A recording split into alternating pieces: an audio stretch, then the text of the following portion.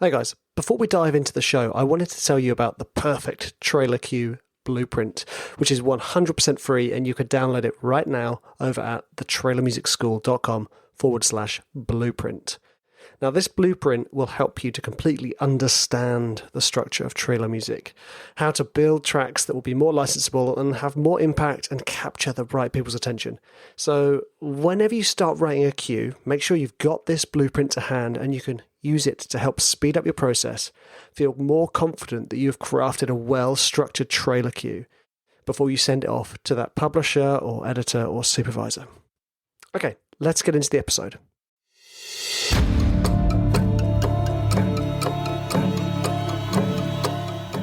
One man with one microphone. Welcome to the Trailer Music Composers Podcast. Hey guys, welcome to another episode of the Trailer Music Composers Podcast. And I guess I should probably say Happy New Year. And sorry it's been so long. You may or may not have noticed, but I took some time off just to, ease down a little bit, make sure that I followed my own advice about, not getting overwhelmed or you get overly stressed. And, and Vik and I were bringing to fruition the second year of students, or second year of launch, I guess, to the Protege school. Those of you who don't know, it went through swimmingly. It was amazing. We sold out, and we're well underway. So I kind of said, let's take a little break from the kind of podcasting just for a bit and just focus on that, which was, I think, looking back, a good idea. Because now I'm very excited about recording some more episodes, going out on my solo banters and monologues along for some walks. Although I'm not going for a walk in the woods today. So if you're listening in for the Nacho woods, I'm sorry, they're not here today. It sounds like I'm on a busy road. I'm actually not. It's just a freak 2 cars that have gone past. Anyway, so the podcast is back. So what do I have in store for you this year? I actually have quite a lot of exciting stuff planned for the Trailer Music School and the podcast.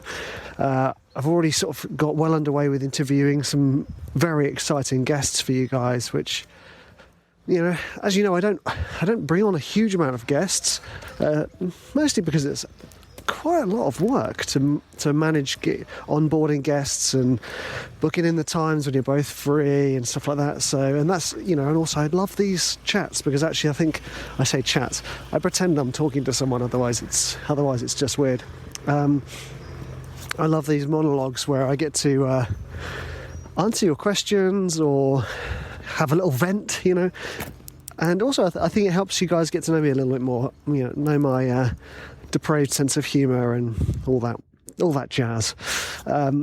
So what have I got in store? So yes, I have more interviews. Yes, I'm going to be setting up a process so that you guys can upload your questions as voice memos, so that if you have questions you want me to answer on the show, then I can answer them, and I can also play back your voice on the show, which will be quite exciting, won't it? That we, hello, I've got a question, hey, awesome. I am also shifting the way the Trailer Music School website works. So the way it works at the moment is it's kind of like a community, and it's got the courses and products and stuff all in this sort of back end on WordPress. So those of you who've bought the courses in the last sort of few months will have noticed there was quite a lot of technical hitches which drive me up the bend. So I'm making the shift to another platform to relieve that headache from myself and from any potential and future customers and existing customers as well, because none of us want those technical issues, and I'd like to say I'm speedy at replying to emails, but I'm not, because I don't really prioritise them hugely, even though I check them a lot, as I'm sure you guys all understand that kind of weird obsession with emails, but then not actually wanting to reply to them because you think, that'll take more than 10 seconds, don't want to do that. Anyway, so yeah, I'm switching to another platform. It's called Protege, for anyone who's interested. And I've changed the way the website looks. I kind of, you guys don't really need to know the inner workings of the business, but I think it helps because, I'm very open about a lot of things, and I want this school and this podcast to be, I want to say pain-free, but that makes it sound like it's painful at the moment. I want it to be easy. I want it to be helpful. And as it is at the moment, it was kind of just a sales page, and then that was it. So, people sort of have to take the leap of faith on me because I didn't really bother doing I didn't even really bother doing sales pages, mostly because I'm in that weird place where I feel uncomfortable saying about how good the things I produce are. Which is weird, I'm very proud of the courses I've produced, very proud of them, and I'm very proud of the things I have made, but sitting there and writing it is a very weird situation. It's kind of like, hey, this course is the best course you could take, even though I've actually had loads and loads of students who have taken all of the other trailer music courses coming back to me and saying, yours was the best, or at least one of the best, not knocking the other courses at all by any means. We're all doing service in our own way, shape or form. So I want it to be easy. And so the way I'm setting it up is I'm kind of shifting it to be kind of the face of the podcast, really, because the podcast for me is the most fun element. So the podcast episodes will go up on the website, and there will be an opt-in to get sort of a freebie, and then you can access the courses, etc., etc. So it's nice and easy, and I've actually already got myself all pretty organised and rewritten sales pages and everything. Got testimonials. It's very exciting. And I have to say, the testimonials were really fun to do this time because a lot of the students who took my course a couple of years back now have big placements under their belt. Whether that is a direct or indirect link to me, I think a lot of them were actually, because I produced produced a couple of the albums with them. But yeah, it's really nice to be able to see the students that have gone through my courses become paid trailer composers, and they're not small jobs. Those of you who are familiar with the website will know Espen. He's been the community manager, and he sort of made himself indispensable in the last year, kind of editing the podcast, sorting out technical issues, answering your questions on the website. He's been amazing, and he just landed, I say just, a couple of months back now, the Book of Boba Fett trailer, which was huge, that's amazing.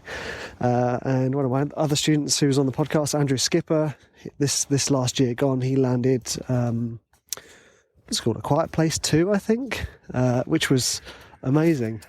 So yeah, it's been cool, and I just want to kind of shift the focus to the podcast, really. Obviously the courses and everything are the main focus, because the main thing is helping you guys get your foot in the door of the trailer music world. So yeah, there we go. That's what's happening with the school. I talked about this. Again, I launched a business years back called Inventive Instruments.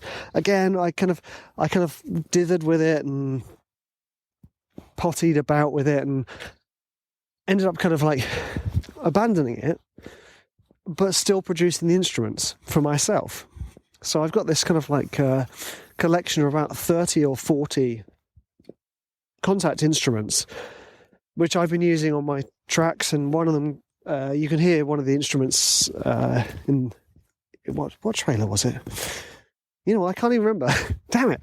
I landed a trailer recently, which was a trio. Well, it's basically solo strings. So I had a violinist come and record the parts, top lines and things. But all the sort of backing pads and things was one of my, I think it was two of my instruments actually, one called Textured Violin and one called Atlas Brass. I mean, the names are quite cool, but the sounds are great, and I built them for me to be useful for me.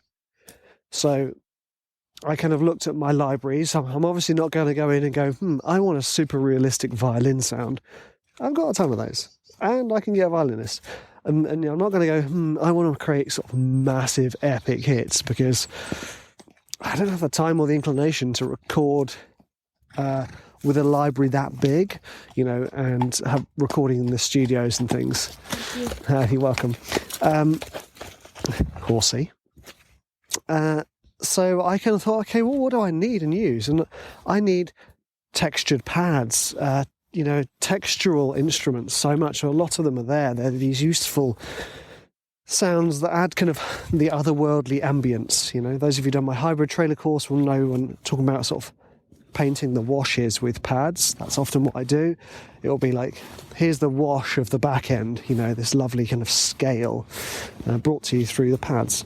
And then there's some other bits and bobs in there too. There's, obviously there's my classic string risers, my own violin risers, booms and rumbles and all sorts of stuff. So I'm going to reopen those for sale to the general public, which I'm really excited about, because I'd much rather they were being used than just sat on my hard drive.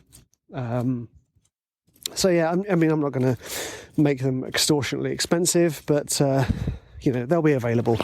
And the website's inventiveinstruments.co, I believe. That's the bummer there. I did actually have the .com domain for that, but then because I kind of gave up on the business, I stupidly let the domain go. So someone bought that up, didn't they? Of course. So yeah, inventiveinstruments.co, which is fine for me. And again, similar thing. Those of you who've watched my YouTube channel will know that I like creating those contact instruments. So I'll probably be sort of doing some things to do with making contact instruments yourself as well, on that site as well. So, what else is going on? Protege. Oh, it's a beast. It's a beast. So, a lot of you listening have already signed up to Protege, whether that's on joining the waiting list, or whether that's becoming one of the lifetime members, brackets masterclass students. It's been an amazing experience. We've produced the Protege students, and Vik and myself and Guy and the team have produced how many? About 50 albums that are now in the hands of our clients. So watch this space for the placements rolling in for the students, which is so exciting, and we have huge developments. Sorry, I'm just walking up a hill. Realised this was a terrible idea to talk and walk. Whew. It's been a while. Huge developments coming up in the Protege world as well, which Vik and I are tremendously excited about. I mean, tremendously. It's going to be absolutely epic. I'm not going to say much more than that, but it's going to be huge, as Vik says. Anyway, so it's really nice to be back. I have missed you guys, and that, standing back from myself, that sounds crazy. I'm basically saying I've missed myself, talking to myself, but I kind of have, really. It's actually quite cathartic. And also the other thing is, over the last few months, I've had a huge amount of feedback from people about this podcast. I knew people listened, but I didn't really know so many people listened to so much of it and actually got a huge amount out of it. So I'm really proud of myself for doing this podcast, because I don't get any money for it ultimately. Well, not directly anyway. I do sell my courses to you and from time to time, and sell Protege, etc. But I'm really proud of myself because my main aim was to help, and knowing that it's helping you guys is huge. So if you can do me one small favor, it would be whatever platform you're listening on. It's mostly Spotify and iTunes, from what I gather, to leave a review, because the more reviews I get, the more easy it is for other people to find this podcast. And especially seeing as I've shot myself in the foot a little bit by not producing an episode for the last 3 or 4 months. Anyway, you guys are absolute legends. Thank you so much for listening, and I will see you in the next episode.